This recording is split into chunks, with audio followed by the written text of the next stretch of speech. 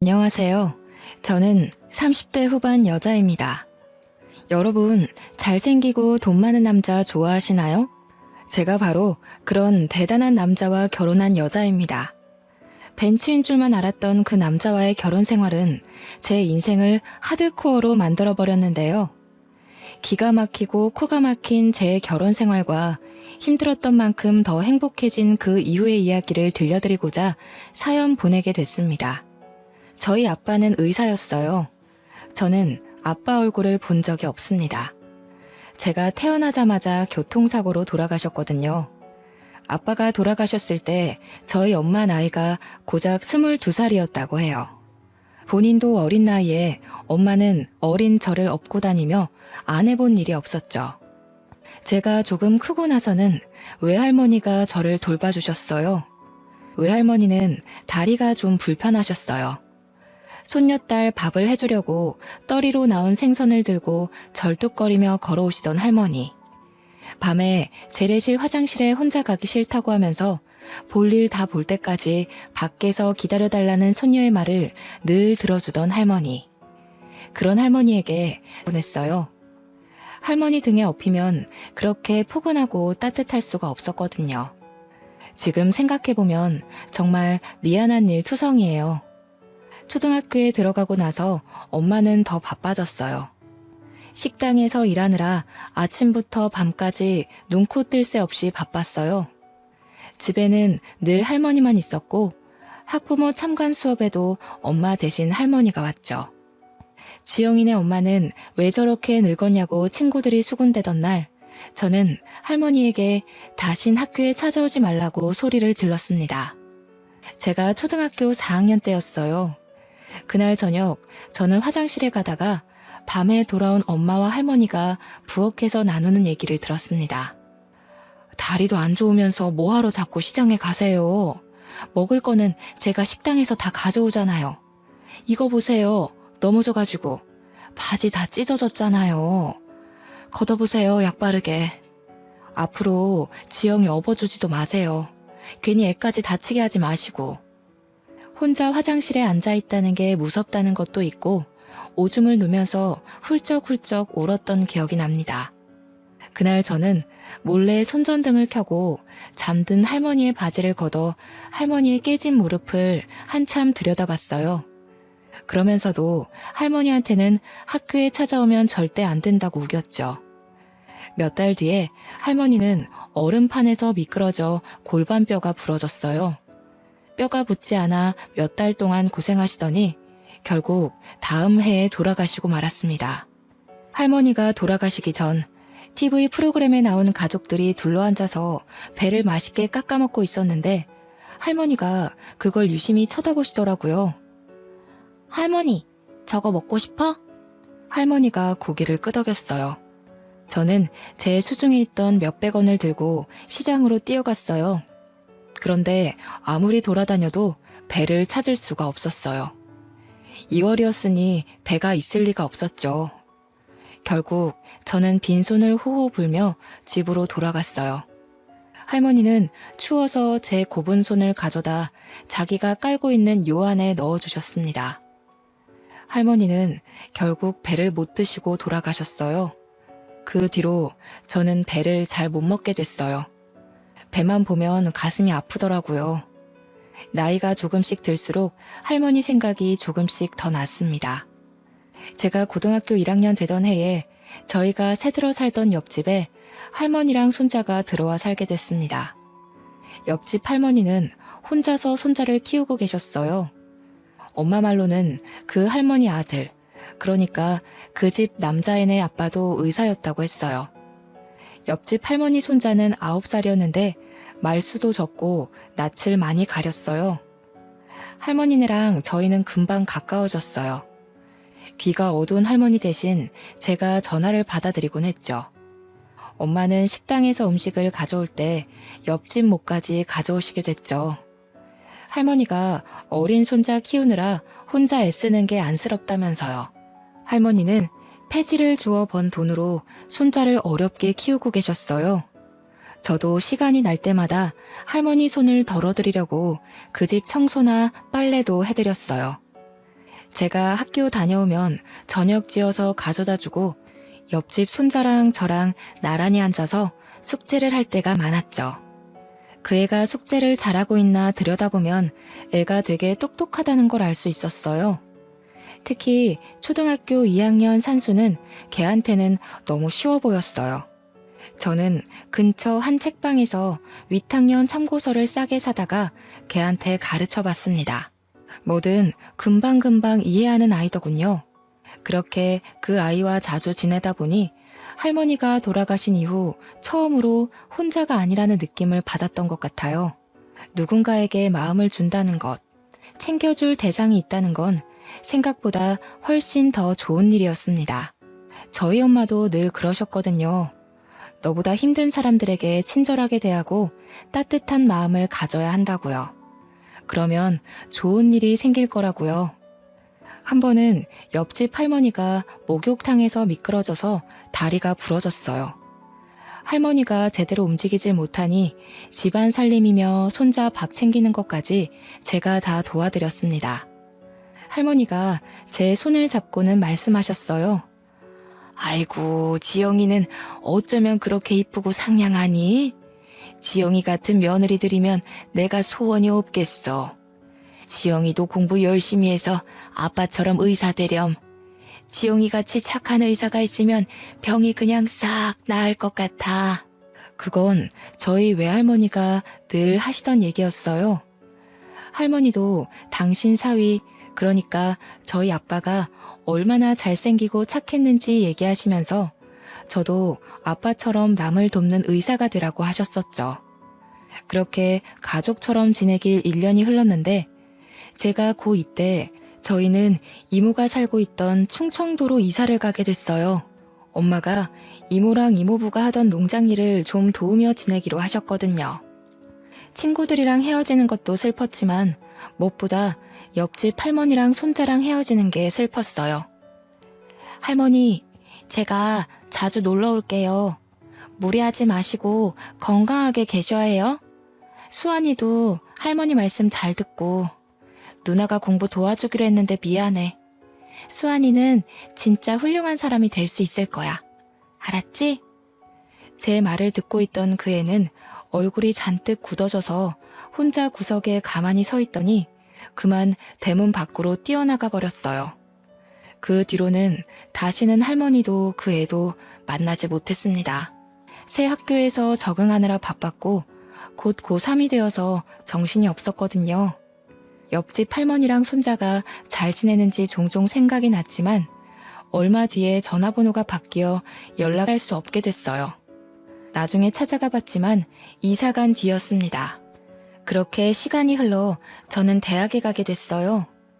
두 할머니는 제가 의사가 되길 바라셨지만 저는 사실 그렇게까지는 성적이 좋지는 못했어요.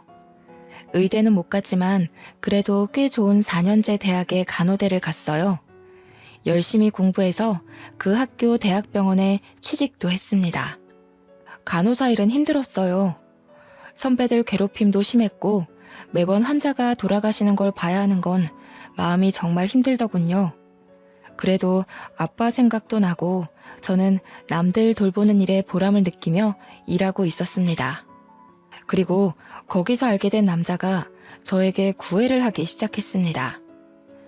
30대 중반의 성형외과 전문의였는데 시원시원한 이목구비에 키도 크고 비싼 스포츠카를 몰고 다니는 남자였죠. 한마디로 번지르르한 남자였습니다. 집이 엄청 잘 산다는 소문이 자자했어요. 병원에서 얼굴 좀 반반하다 하는 간호사들은 다들 그 사람 관심을 끌어보려 애쓰고 있었어요. 근데 저 진짜 궁금한 게 있는데 저 같은 애가 어디가 좋아서 이렇게 잘해주시는 거예요? 성훈 씨 주변엔 저보다 집안도 좋고 예쁜 여자들 많잖아요. 글쎄요. 저는 비슷비슷한 여자들은 질려서 말이에요. 그러니까 그게 그렇다기보다는 그 뭐랄까 예쁘고 그런 거는 다 소용없는 것 같아요. 지영씨같이 착한 여자가 최고죠. 사귄 지 6개월쯤 지났을 때 그 남자가 갑작스레 청혼을 하더군요. 다이아가 박힌 반지를 내미는데 그만 말문이 막히고 말았어요. 내 나이 35, 제 인생에 그렇게 비싼 반지를 받을 거라 생각해보지 못했거든요. 제 결혼은 처음부터 삐걱거렸어요. 시어머니는 식사 내내 저를 무슨 동물원 원숭이 마냥 안 입고 온 얼굴로 훑어보더니 결국 제가 잠깐 자리를 비운 사이에 남편에게 불만을 늘어놓고 있더군요. 아무리 아무나 못 드린다고 해도 그렇지. 어떻게 저렇게 빈티나는 애를 데려와? 저런 애들 우리 집안 돈 보고 달려들어서 어떻게든 빨아먹어보려고 기생충같이 들러붙는 건 몰라? 지영이는 진짜 그런 애 아니라니까요. 결혼 빨리 해야 하는데 그만 좀 하세요 진짜. 어휴, 고심 끝에 악수 둔다더니 제 아빠 닮아서 이상하게 촌스러운 여자들이나 좋아하지. 나중에 엄마 말 들을 걸 그랬다고 후회하지나 마라. 엄마는 너무 차이나는 결혼 아니냐면서 걱정을 하셨어요. 상견례 하고 나서부터는 더 걱정이 많아지셨죠. 지영아, 결혼은 신중하게 해야지. 아무래도 엄마는 마음이 좀 편치가 않네. 네 신랑도 그렇고 너무 잘난 집안인 것 같아. 우리 이쁜 딸 괜히 그 집안 사람들 등살에 속 썩는 거 아닌지. 너무 걱정하지 마세요. 부자들은 원래 자기 집에 누구 들일 때 깐깐하잖아요. 제가 들어가서 잘하면 생각이 바뀌실 거예요. 나 원래 어른들한테 이쁨 받는 스타일이잖아. 뭐가 그리 급했는지 남편 성화에 결혼은 번갯불에 콩 구워 먹듯 이루어졌어요. 병원에는 우리 둘이 결혼한다고 소문이 쫙 났고 절 질투하는 시선도 많았습니다. 전 아빠가 없이 자랐기 때문에 어릴 적부터 어서 빨리 저만의 따뜻한 가정을 꾸리고 싶다는 생각이 컸죠. 어쩌다 보니 나이만 잔뜩 먹었는데 이보다 더 괜찮은 남자를 만나기 어려울 거라는 생각을 했던 것 같아요. 괜찮을 거라고 엄마를 다독이면서 제 마음도 다독였던 것 같습니다.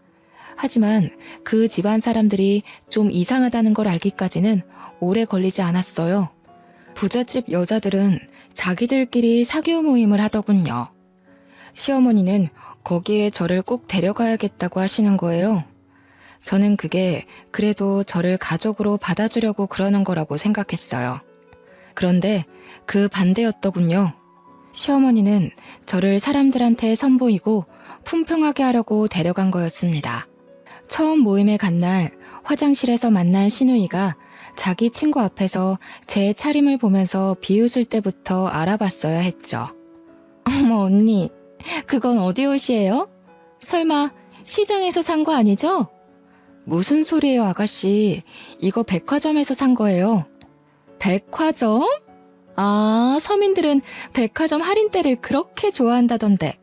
그거 다 팔다 남은 거 파는 거잖아요.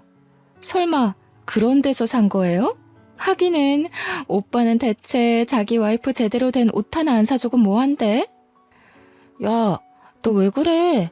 자존심 센 너네 엄마가 어른이 다 챙겨서 데려오셨으려고. 야, 우리 엄마가 어떤 분이신데 며느리 옷까지 챙겨서 데려와? 우리 엄마는 아주 철두철미한 분이라고. 세상에 공짜가 어딨냐 이거지. 사실 맞는 말이잖아. 우리한테도 절대로 뭘 공짜로 안 주는 분인데 오빠가 그런 것까지 닮았나? 쪽팔리게 와이프를 저렇게 다니게 하면 어떡해.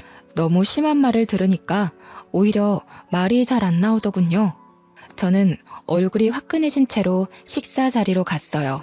어머, 피부 좋은 것 좀 봐. 성훈이가 만나던 여자들이랑은 그 뭐랄까 종류가 완전히 다르네. 그러게요.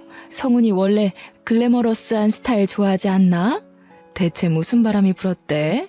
나도 그게 의문인데 그래도 뭐 장점이 있겠지 하면서 보는 중이야. 자기들도 좀 봐줘. 물건도 마음에 안 들면 반품하는데 내 아들 인생 망치는 일 없게 하려면 질이 어떤지 빨리빨리 뜯어봐야 하잖아. 아유, 미연 씨도 참 말 돌려 안 하는 건 알아줘야 한다니까. 성훈이가 이 여자 저 여자 만나고 다녀도 공부는 잘했잖아. 그래도 머리가 있으니 생각을 했겠지. 부자들은 생각하는 게 좀 다른 걸까요? 정말 다시는 가고 싶지 않은 자리였습니다. 남편과 사는 고급 맨션은 보기에나 번쩍번쩍하지 살기에 좋은 곳은 아니었습니다. 숨이 막히는 곳이었죠. 소박하지만 마당에 꽃도 키우고 상추도 키우며 마당에 앉아 가족들이랑 이웃이랑 도란도란 이야기를 나눌 수 있던 옛날 집이 그리웠어요. 결혼한 지 채 2달도 되지 않아 남편은 밥 먹듯 외박을 하기 시작했습니다. 외박을 하지 않는 날이면 술 냄새를 잔뜩 풍기고 새벽에 들어오기가 일쑤였죠. 어디 갔다 왔냐고 물어보면 하는 말이 인생의 즐거움을 찾으러 갔다 왔다나요? 그 사람이 말하는 즐거움이라는 게 뭔지 아는데도 오랜 시간이 걸리지 않았죠. 여자 향수 냄새를 잔뜩 묻히고 오기가 일쑤였으니까요.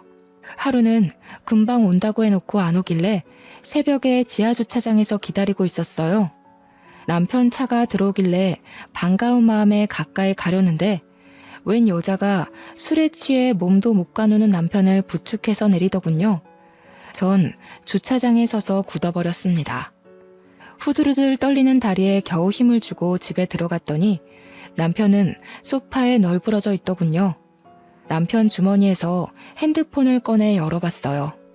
미진이, 희영이니 하는 수많은 여자들과 전화와 문자를 주고받은 걸 보고 할 말을 잃었어요.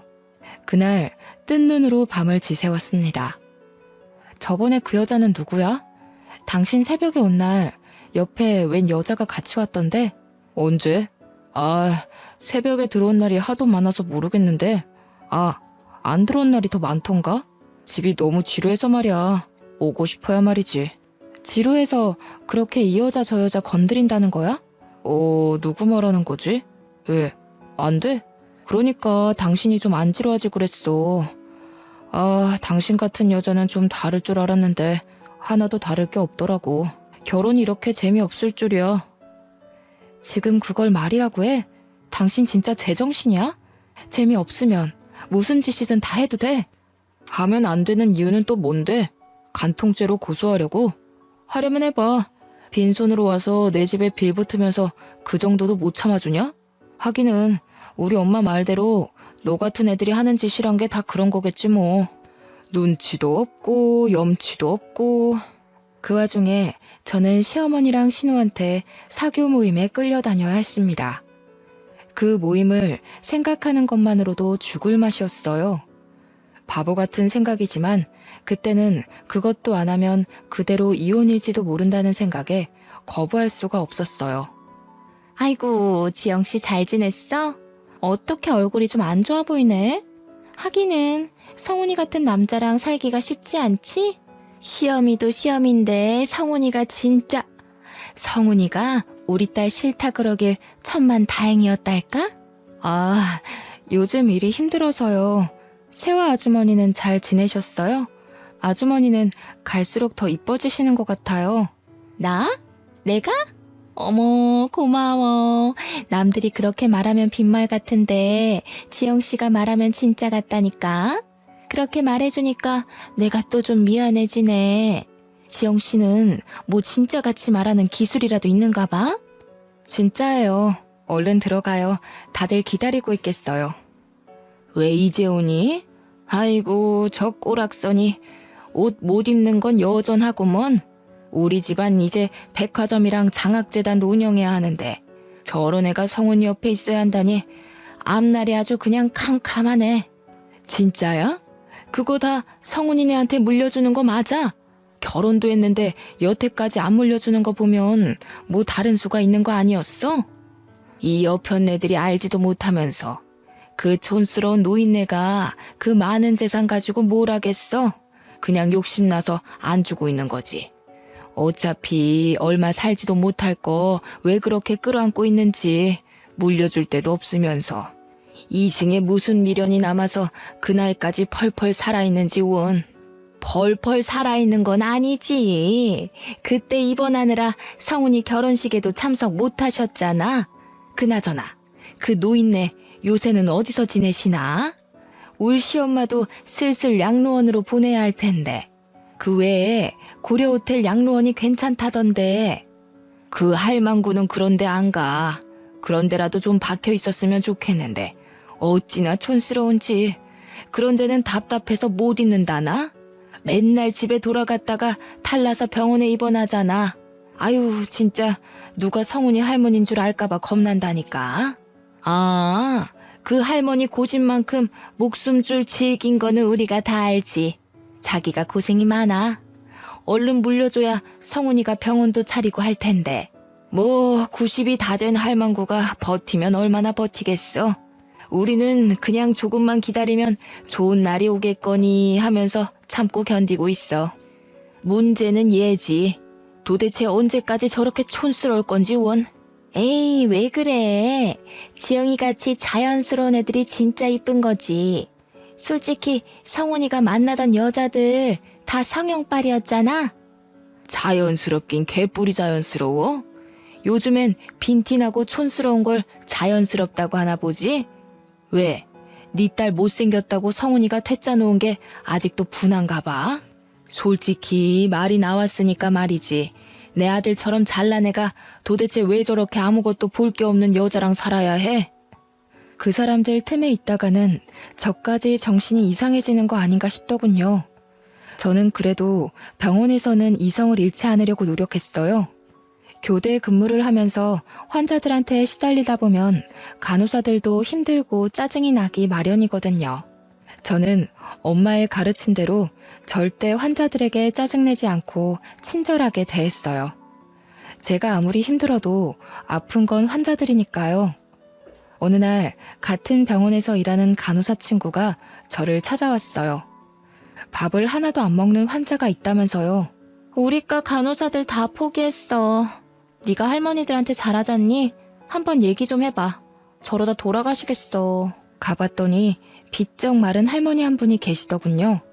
다리가 부러지셨는데 입맛이 없다면서 하루에 한 끼도 제대로 안 드신다는 거였어요.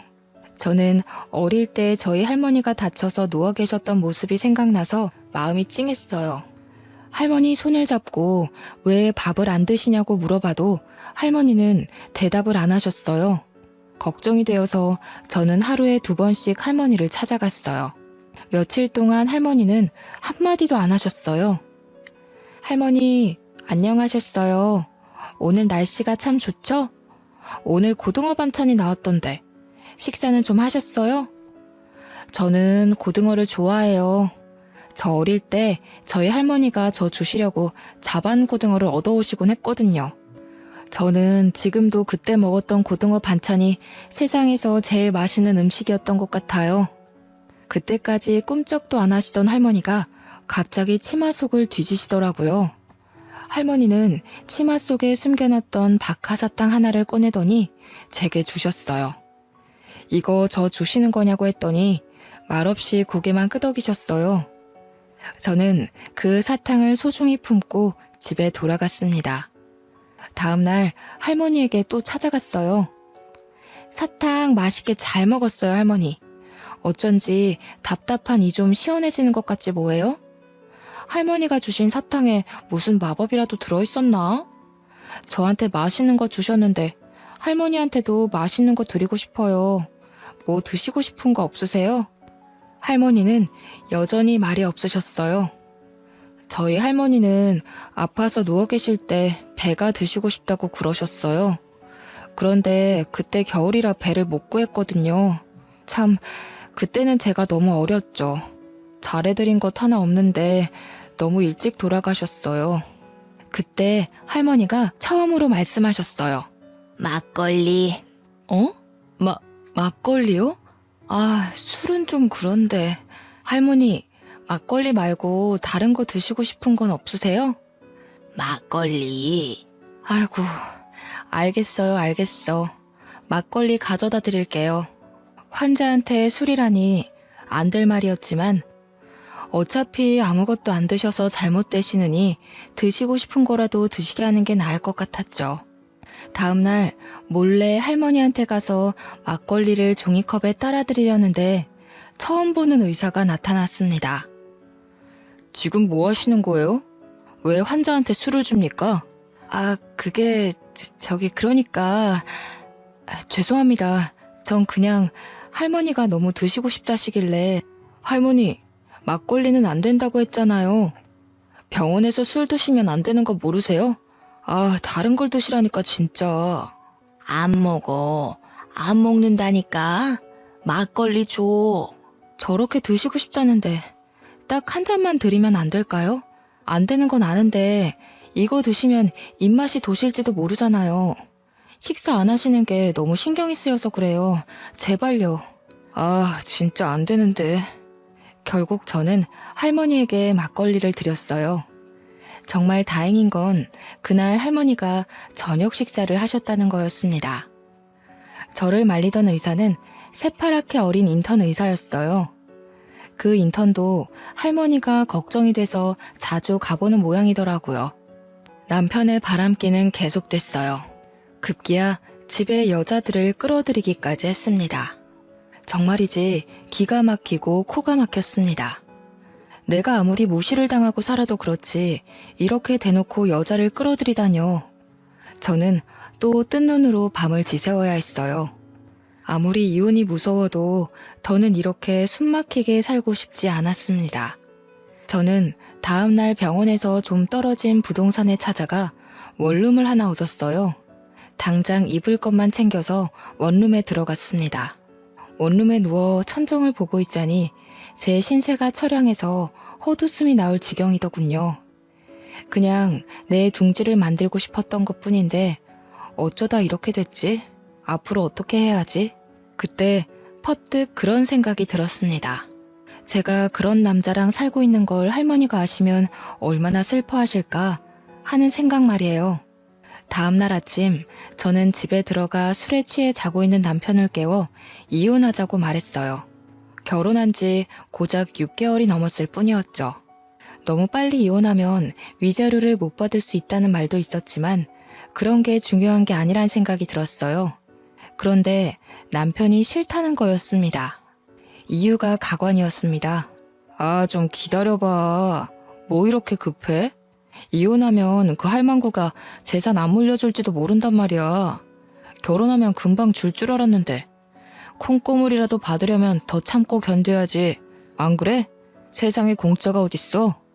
그날 저녁 근무가 끝나고 원룸에 들어가 사탕 할머니가 주신 박하사탕을 들고 바깥으로 나갔어요. 가슴이 답답해서 바람이라도 쐬려고요. 거기서 사탕 할머니 때문에 알게 된 인턴이를 만났습니다. 알고 보니 옆집에 그 인턴이가 살고 있었더라고요. 그 사람은 아무것도 묻지 않고 제 옆에서 별을 보고 있었습니다. 제가 결혼한 걸 알 텐데 왜 혼자 원룸에 사는 건지 물어보지 않는 게 참 고마웠어요. 이혼 자체보다 병원 사람들이 수군대고 남편이랑 어떻게 된 거냐고 물어볼 게 너무나 두려웠습니다. 다행히 사탕 할머니는 밥을 그 뒤로 곧잘 드셨어요. 할머니가 드시고 싶다는 게 있으면 저는 조금이라도 빨리 갖다 드리려고 노력했어요. 제 현실은 너무나 답답했지만 사탕 할머니한테만 가면 마음이 한결 편해졌어요. 할머니는 저에게 이것저것 물어보실 정도로 마음을 여셨습니다. 몇 살인지, 부모님은 살아계신지, 어린 시절은 어디서 보냈는지 그런 걸 조금씩 물어보시더군요. 본인 얘기도 해주셨어요. 남편을 일찍 여의고 혼자 아들을 키우느라 안 해본 일이 없으시다고요. 저희 집 얘기랑 비슷해서 할머니에게 더 정이 갔습니다. 나이 드셔서라도 좀 편하게 사시면 좋을 텐데 보니까 찾아오는 식구 하나 없는 게 좀 안쓰러웠죠. 인턴이도 그렇게 생각하는지 제가 누구 찾아온 사람 없냐고 물어보니까 없었다고 하면서 한숨을 쉬더군요. 어느 날 집 앞에 밤바람을 쐬러 갔다가 그 인턴이를 또 만났어요. 한참을 가만히 별을 보며 있다가 그의 이야기를 듣게 됐습니다. 인턴이도 어릴 적 부모님이 돌아가셔서 할머니가 키워주셨다고 했어요. 알고 보니까 그 사람도 할머니가 그리워서 사탕 할머니를 자주 찾아가는 거였습니다. 할머니가 그리울 때마다 별을 봐요. 할머니가 저한테 아빠처럼 의사가 되라고 자주 말씀하셨거든요. 그런데 의대 합격하기 전에 돌아가셨어요. 의사 가운 입은 모습 꼭 보여드리고 싶었는데 그 사람 옆에서 별을 보고 있으려니 어쩐지 혼자가 아니라는 기분이 들었습니다. 평화는 오래가지 않았어요. 며칠 뒤 병원에서 저는 남편이 갓 들어온 어린 간호사를 데리고 약품 창고로 들어가는 걸 목격하고 말았습니다. 남들 시선도 시선이지만 어린 간호사가 제 남편에게 잘못 놀아날지도 모른다는 생각에 말려야 할 것 같았어요. 문을 벌컥 열었습니다. 여기서 뭐 하는 거야? 남들 보면 어쩌려고. 진짜 사람들한테 망신당해야 속이 시원하겠어? 거기 신입도 이 사람하고 엮이지 말아요. 입사하자마자 사람들 입방아에 오르내리고 싶어요? 어허, 이거 집 나간 여자가 왜 말이 많아? 난 어차피 여기 나가서 병원 개원할 거라 상관없는데? 집에서 바가지를 못 긁으니까 밖에서라도 괴롭히는 거냐? 그렇게는 안 되지. 너 따위가 뭐라고 나를 방해해? 봤죠? 이 인간 쓰레기인 거. 좋은 말로 할 때 얼른 나와요. 거참 말 더럽게 많네. 너는 그냥 입 다물고 내 대회용 와이프 노릇이나 하면 돼. 재미없어도 내가 데리고 살아준다잖아. 앞으로 백화점도 생기고 재단도 생길 텐데 뭔 불만이 그리 많아? 그냥 입만 다물고 있으면 된다니까. 저는 결국 약품 창고 문을 닫고 나왔습니다. 괜찮은 줄 알았는데 결국 눈물이 흐르더군요. 눈물을 훔치며 화장실 쪽으로 가는데 옆집 인턴이와 딱 마주쳤습니다. 왜 우냐고 얼굴에 물음표를 잔뜩 띄우고 물어보는데 전 별일 아니라면서 화장실 쪽으로 도망쳤어요.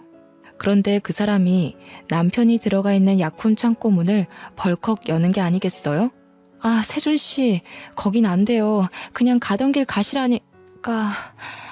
창피한 마음에 말려봤지만 그는 이미 모든 걸 목격한 후였죠. 그날 시어머니로부터 다음 모임에 참여하라는 호출이 왔습니다. 저는 시어머니를 만나 단판을 지으려고 일단 찾아갔어요. 남편이 지금까지 심하게 바람을 피웠고 지금 별거 중이며 병원에서까지 여자들을 건드리고 다닌다는 걸 알리며 이혼하겠다고 말했습니다. 그런데 이 집안 사람들은 저를 실망시키는 법이 없더군요. 시어머니는 뭐 그런 걸 가지고 소란을 피우냐는 얼굴이었습니다. 그게 다야? 뭐 별것도 아니구먼. 우리 아들같이 다 가진 남자랑 살면서 그 정도도 없을 줄 알았어? 우리가 물려받을 재산이 얼만데 세상에 공짜가 어디 있니? 성훈이가 너랑 이혼한다고 안 하는 것만 해도 다행인 줄 알아. 그래요, 언니. 언니가 지금 이혼하면 언감생심 우리 오빠 같은 남자 만날 수 있을 것 같아? 아니, 나이가 그렇게 많은데 결혼이나 할 수 있을까 모르겠네. 솔직히 나이가 문제가 아니긴 하지. 스타일이 그렇게 촌스러워서야 남자들이 거들떠나 보겠어요? 이혼이야 소송하면 되지만 솔직히 전 그 모든 걸 감당할 자신이 아직도 없었어요. 다음날 답답한 마음을 안고 사탕할머니를 찾아갔습니다. 그동안 사탕할머니는 뼈가 무사히 붙어 내일이면 퇴원을 하게 되었어요. 할머니가 무사히 나와서 정말 다행이에요. 그러니까 밥 잘 드셔야 한다고 했죠? 그래도 살도 좀 붙으시고 한결 좋아지셨어요.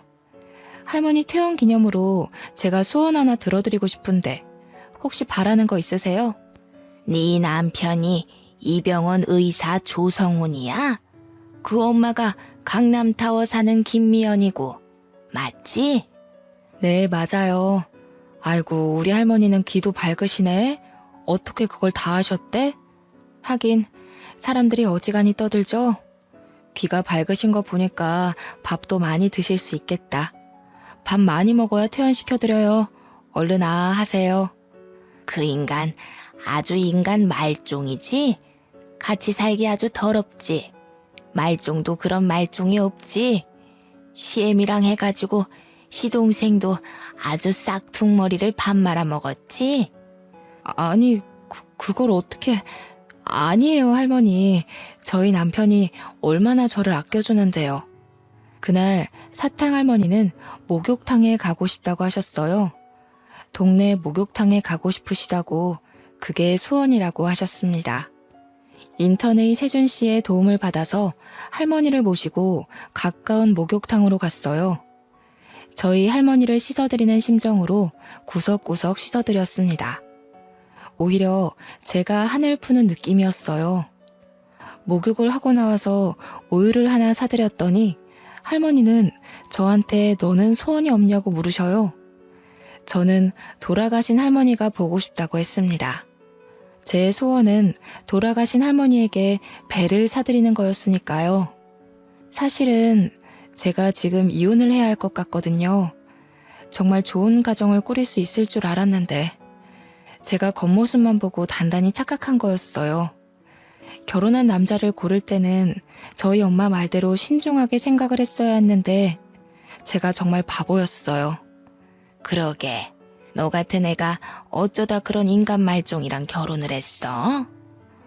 엄마가 말릴 때 들었어야 했는데 이제 와서 이혼한다 그러면 엄마가 얼마나 속상해 하실지. 저는 그렇다 쳐. 엄마가 속상해 하실 거 생각하면 시어머니가 그 집 사람들이 저를 투명인간 취급해도 참아야 하는 거 아닌가 하는 생각이 들어요. 참긴 뭘 참아. 네가 무슨 열부라고 그딴 것들을 참고 있어? 이혼 그거 별거 아니여. 내가 살아보니까 말이여. 세상에 별일이랄 거 하나도 없어. 그저 자기 사람들하고 재밌게 살면 되는 거요. 네가 엄마 때문에 그런 놈이랑 이혼 못한다는 거 알면 네 엄마가 퍽이나 좋아하겠다.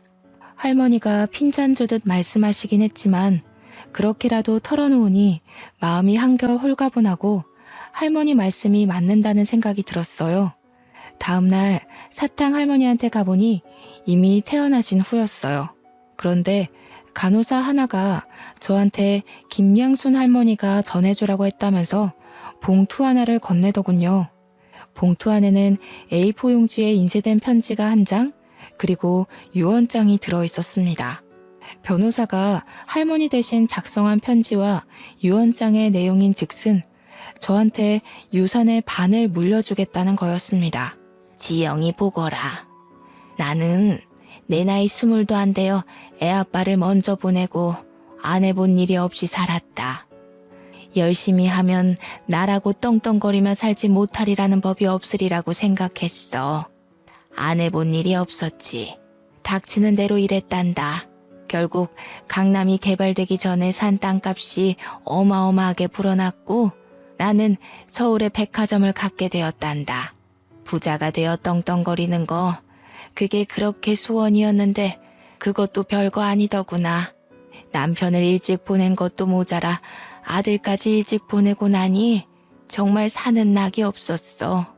돈이 아무리 많으면 뭐하겠니? 즐거운 일을 나눌 사람이 없는데 짧은 시간이었지만 너랑 세준이를 만나서 참 행복했단다. 내 증손주조차 내가 저 일하는 병원에 입원해도 창피하다고 한 번도 찾아오지 않았는데 너희들이 매일같이 찾아와줘서 얼마나 즐거웠는지 모른다. 특히 지영이 네 덕에 몇십 년 만에 사는 재미를 느껴봤다. 내 증손주가 네 남편 조성훈이다. 증손자 며느리인 줄 알았으면 진작에 말을 해줄걸. 우리 아들은 반듯한 애였는데 손자나 증손자가 왜 그 모양인지 모르겠다.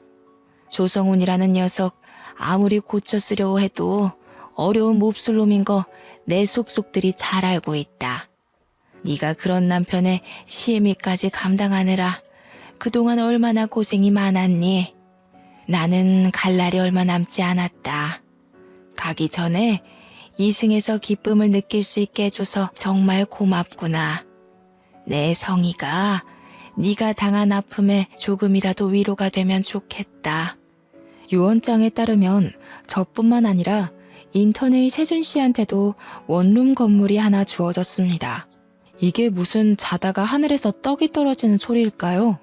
사탕 할머니가 남편의 증조 할머니였다니 그것도 놀라운데 저한테 재산의 반을 주시겠다니 저희 엄마가 늘 남들한테 잘하면 자다가도 떡이 생긴다고 했는데 그게 이런 걸 말한 거였나 봅니다. 편지에는 재산의 나머지는 모두 기부하겠다는 내용도 있었습니다. 그러니까 내 남편 조성훈과 시어머니 김미연 그리고 시누이 조성미까지 증조 할머니로부터 아무것도 받지 못한다는 거였죠. 그들은 받지도 않을 재산을 받을 걸 계산해 돈을 끌어다 쓰고 있었는데 큰일이 난 거였죠. 대학병원 탈출한다고 노래를 부르던 남편은 대출을 내서 병원을 꾸려 이제 개업만 앞둔 상황이었습니다. 남편은 결국 다 차려놓은 병원을 몽땅 빚으로 떠안게 되었습니다. 돈도 돈이지만 의사 면허를 잃었거든요. 남편이 약품 창고에 들락거리는 걸 이상하게 생각한 인턴의 세준 씨가 남편이 마취약품을 몰래 빼돌린다는 사실을 알게 됐고, 조사 끝에 남편이 그 약품들을 각성제 등의 용도로 엄청나게 복용하고 있다는 것이 밝혀졌습니다. 어쩐지 그 인간 하는 짓이 정상은 아니긴 했죠. 저는 세준 씨에게 감사 인사라도 해야 할 것 같아서 음료수를 들고 세준 씨 집 앞으로 갔어요. 초인종을 누를까 하다가 그냥 음료수만 두고 오려는데 문이 열리고 세준 씨가 나왔습니다. 고마웠다고 인사라도 하려고 왔어요. 이제 자주 못 뵐 것 같아서. 절 위해서 하신 일은 아니겠지만 덕분에 남편한테서 벗어날 수 있게 된 것 같아요. 세준 씨도 부모님 없이 어렵게 큰 것 같던데. 할머니가 세준 씨 것도 남겨주셔서 다행이에요. 저한테 다 주시긴 했지만. 받을 만하니까 주셨죠.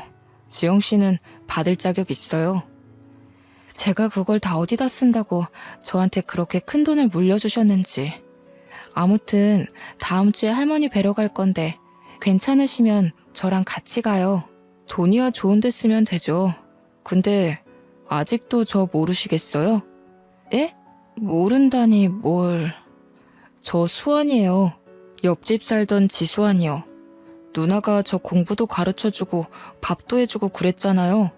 할머니가 이름 바꿔야 한다고 바꿔주신 건데 아무리 그래도 그렇지 어떻게 그렇게 몰라보세요? 저는 누나 보자마자 알아봤는데. 누나 이사가고 얼마나 누나 생각 많이 했는데요. 그런 남자랑 결혼할 줄 알았으면 진작 찾아내는 건데. 그 꼬질꼬질한 꼬마가 의사가 됐다고? 어릴 때부터 똑똑하긴 했지만 이름도 다른데다 그때랑 달리 키가 너무 훤칠하게 크고 인물도 훨씬 좋아져서 못 알아봤던 거였어요. 남편이랑 시댁 식구들은 아직 유언장에 대해 모르고 있었습니다. 그 주에 저는 시어머니가 저를 짓밟기 위해 데리고 다녔던 그 사교 모임에 제 발로 나갔습니다. 지영씨, 미연씨가 그러는데 지영씨가 바람 피워서 이혼하게 됐다면서? 그게 사실이야? 아무리 봐도 지영씨가 그럴 사람이 아닌 것 같아서 말이야. 미연씨가 거짓말한 거지? 하긴 그 여자 거짓말이야. 하루 이틀 들은 게 아니니까. 저는 들어가자마자 유언장 사본을 시어머니에게 던져버렸습니다. 바람을 피우긴 누가 피워요? 당신 아들이 쓰레기의 망난이라서 이 여자 저 여자 건드리고 다니고 병원 약까지 빼돌려서 마약놀이 하다가 의사면허 정지당한 거잖아. 이제야 내가 맘 편히 이혼할 수 있게 됐는데 쓰레기 같은 아들이 한 짓을 나한테 떠넘겨? 뭐야, 이게 병원에서 잡돌이에서 내 아들 앞길을 막더니 여기까지 와서 뭐라고? 당신 아들이 망나니인 게 내 잘못이야? 당신이 잘못 키운 탓이지. 어떡해요? 당신 집안 사람들이 그렇게 자랑하던 그 백화점이니 재단이니 하나도 못 받게 되셨어요. 그거 한번 잘 읽어보세요. 그 재산들이 다 누구한테 가는지, 그 집안 사람들이 왜 유산 받을 자격이 없는지는 제가 잘 설명해 드릴 수 있고요. 뭐? 그게 무슨 재산을 못 받게 됐다니 그게 무슨 소리야? 니까짓 게 그런 걸 어떻게 알아? 응? 내 아들 앞길 막는 것도 모자라서 재산까지 가로챈다는 거야? 니 처녀는 그냥. 시어머니가 일어나 제 뺨을 때리려 하는데 사교 모임 사람들이 다 같이 시어머니를 막았어요. 사람들이 시어머니를 끌고 나가 문 밖으로 밀어버렸습니다. 그리고 문을 잠가버렸어요. 시어머니가 문을 막 두드리면서 소리를 질렀습니다. 자기들이 나한테 어떻게 이럴 수 있어? 이러고도 후회 안 할 것 같아? 되게 시끄럽네 진짜. 진작에 끌어냈어야 하는 건데 저 품이 없는 소리 듣는 것도 하루 이틀이지 귀가 썩을 것 같았다니까. 맞아요, 맞아. 아유, 진짜 어찌나 천박한지. 우리가 어이없어서 어떻게 하나 보려고 어울려주는 것도 모르고 자기가 무슨 여왕님이라도 된 것처럼 굴잖아. 가진 것도 쥐뿔도 없는 게. 저는 받은 유산의 대부분을 사회에 환원했어요. 남들이 생각한 것처럼 병원을 그만두지도 않았죠. 저는 제 일을 좋아하거든요. 사탕할머니한테 재산보다 훨씬 더 좋은 선물을 받았거든요. 바로 지금의 남편 세준 씨입니다. 어릴 적 제가 이사 간다고 잔뜩 골이 나서 집 밖으로 뛰쳐나가던 소년 수환이는 18년이 지나 신경외과 의사가 되어 제 앞에 나타났고 제 남편이 되었습니다. 제가 어린 남자랑 결혼한다는 소문이 돌자 남편은 집 앞에 와서 문을 두드리며 자기가 잘못했다고 한 번만 봐달라고 빌다가 경찰에게 잡혀갔어요. 저희 부부는 마당이 있는 집을 사서 저희 엄마와 사탕할머니를 모시고 와서 함께 살았습니다. 딸도 하나 낳았고 저희가 그렇게 그리워하던 사람 사는 재미를 실컷 느끼면서 살고 있습니다. 사탕할머니가 몇 년 후 돌아가셨지만 돌아가시기 전까지 저희와 즐거운 추억을 많이 쌓으셨어요. 제 이야기는 여기까지입니다. 정말 힘든 일도 많았지만 저희 엄마 가르침대로 늘 좋은 마음을 잃지 않으려 노력했더니 인생이 180도 바뀌었습니다. 제 이야기를 들어주신 여러분들께도 쨍하고 볕들듯이 좋은 일들이 생기길 바랄게요. 감사합니다.